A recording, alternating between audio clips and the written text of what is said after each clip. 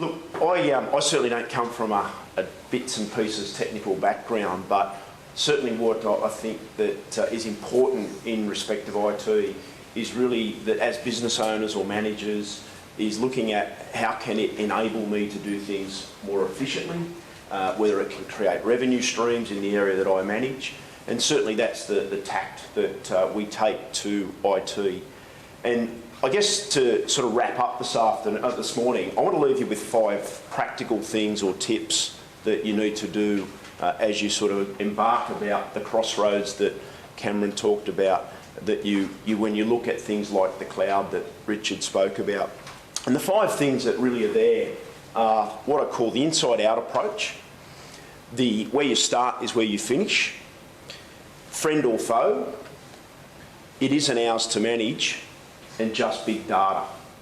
And really there are 5 things that I think encompass every aspect of what getting the right solution and getting the most out of your solutions is about.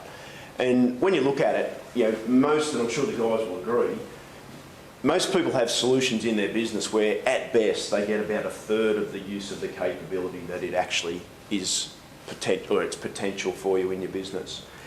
And just looking at the first one, I think the problem that most people have is that there's no ever coordinated approach to the decision on IT investment. I think Richard spoke about it, that the days of allowing departmental managers to decide what solution we should have should be something that you just don't allow to happen in your business. The investment in IT needs to be a coordinated approach, right from the strategy within the business through what are our systems and processes that actually make up what we do in respect of client service and delivery, and ultimately the logistical aspect of your business. So if we talk about inside-out approach, the big problem is that people allow vendors to walk in and talk about, we've got this and it can do all this and the bells and whistles. But the reality is no one ever takes a step back and says, hang on, this is about this technology fitting my business, not my business fitting that technology.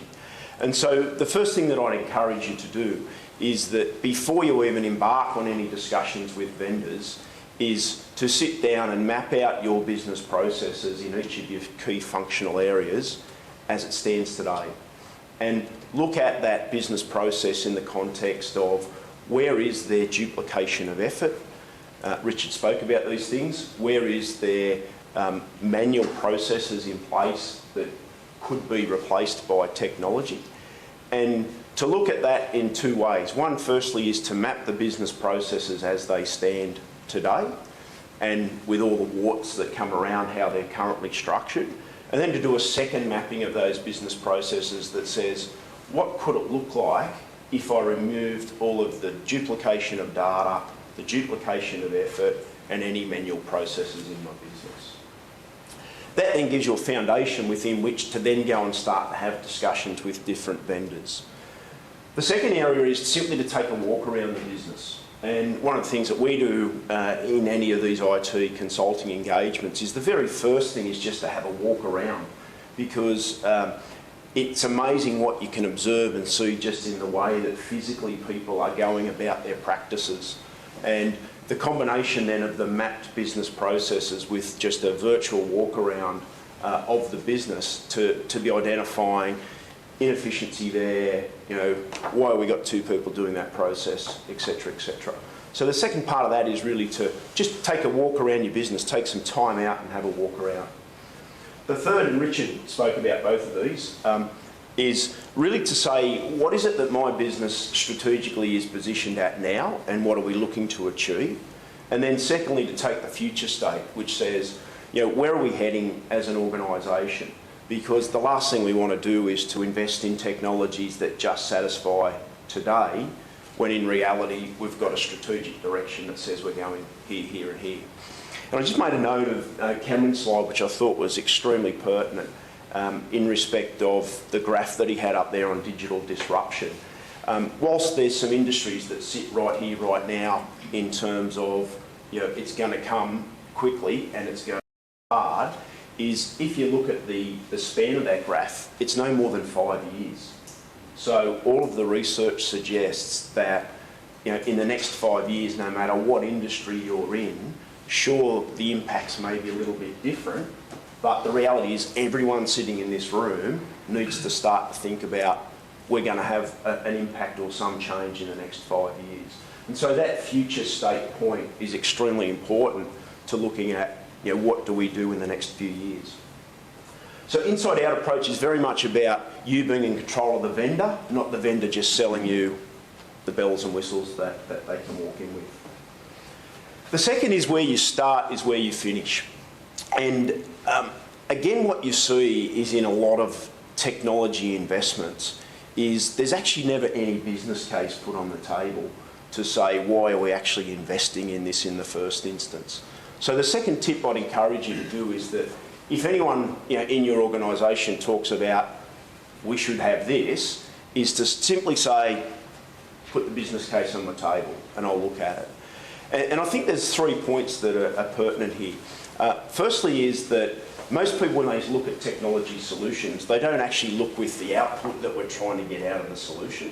They all start with, oh, it's got this great functionality, or it can do this and it can do that. But no one ever steps over here and says, so what can it deliver me?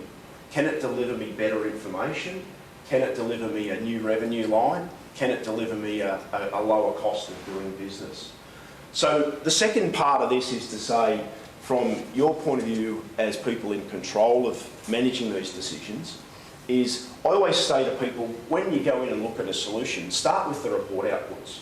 Start with what is it that you currently get as information on a daily, weekly, monthly basis to manage your part of the business.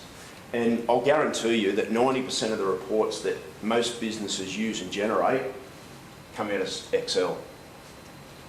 Got some smiles and some nods, so assuming everyone's agreeing with me.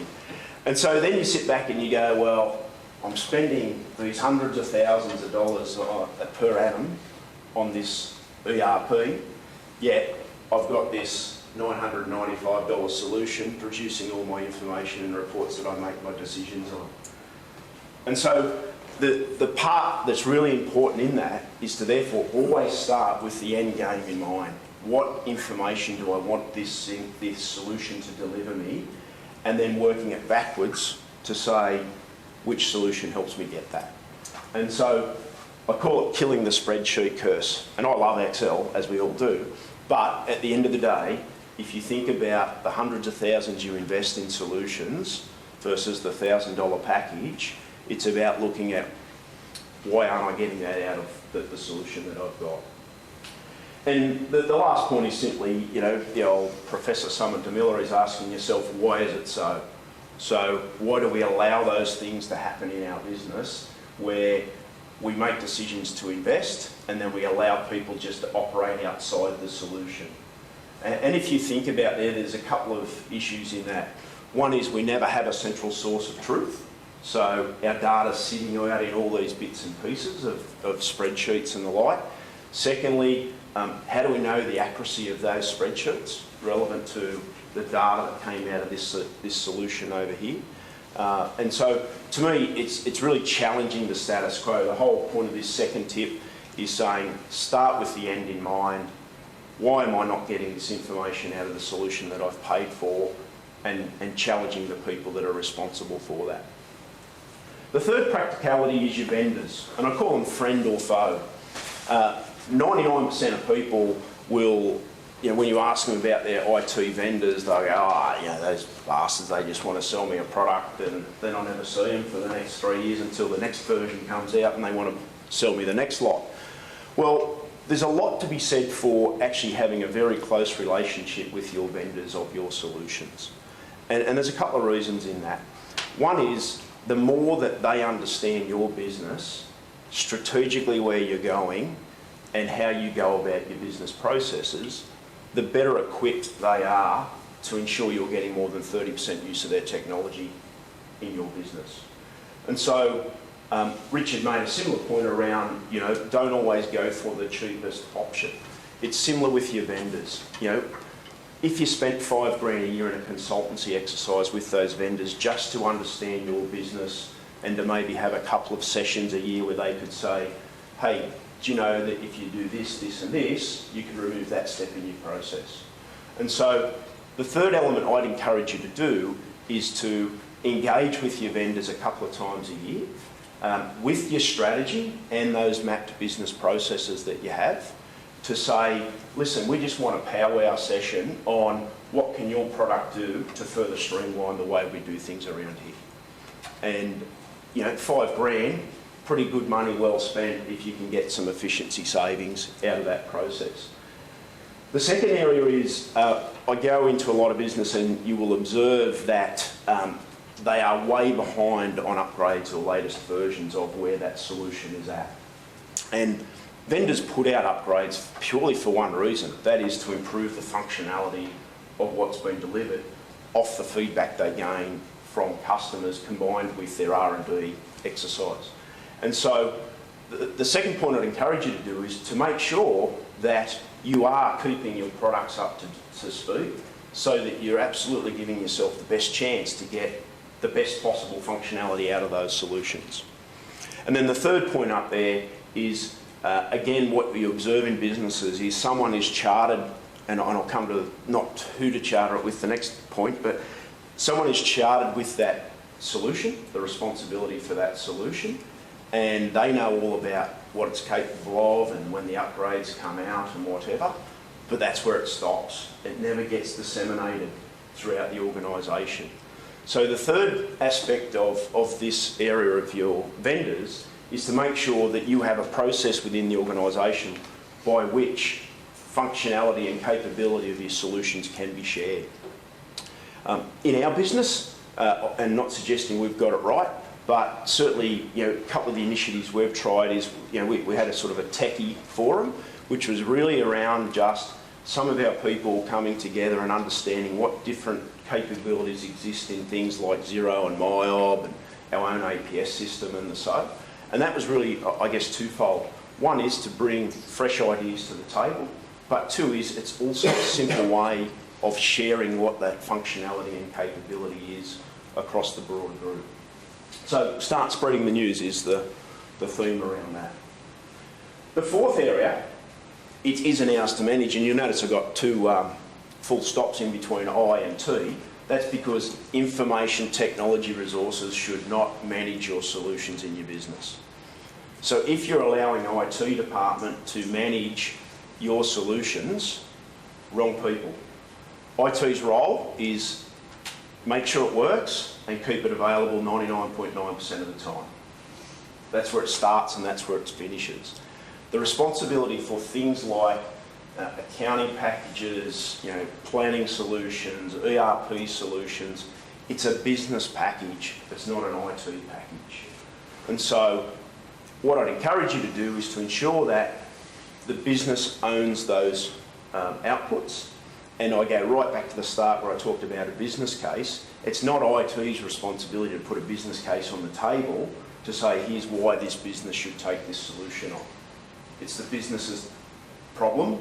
IT's there to make sure it works. So my whole point here is around, firstly, making sure IT don't own it.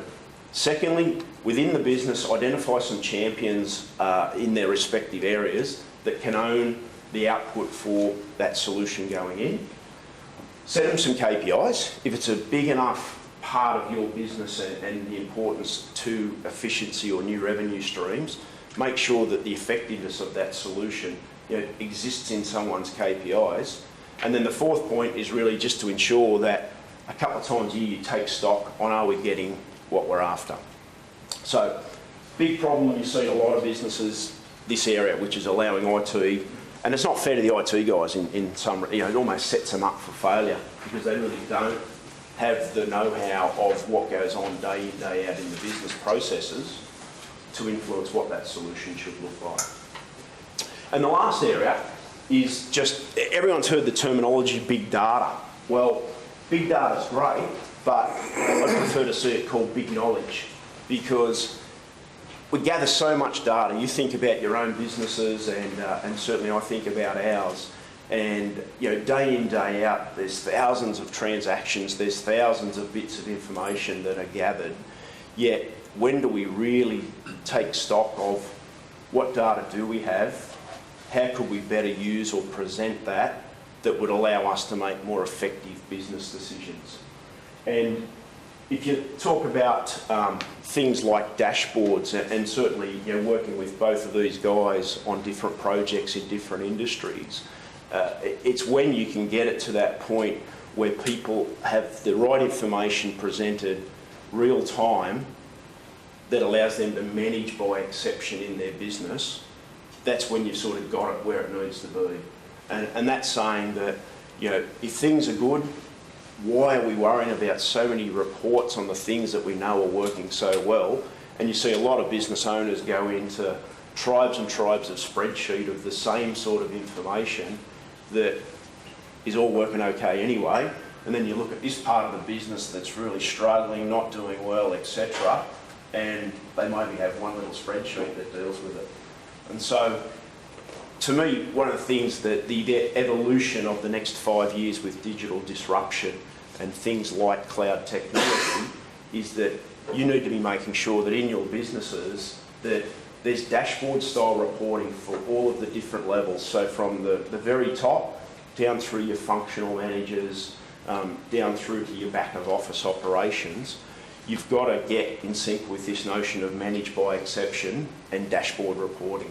And these days, you used to go back 5-10 years ago and it was a massive spend to get business intelligence software that could present that sort of information.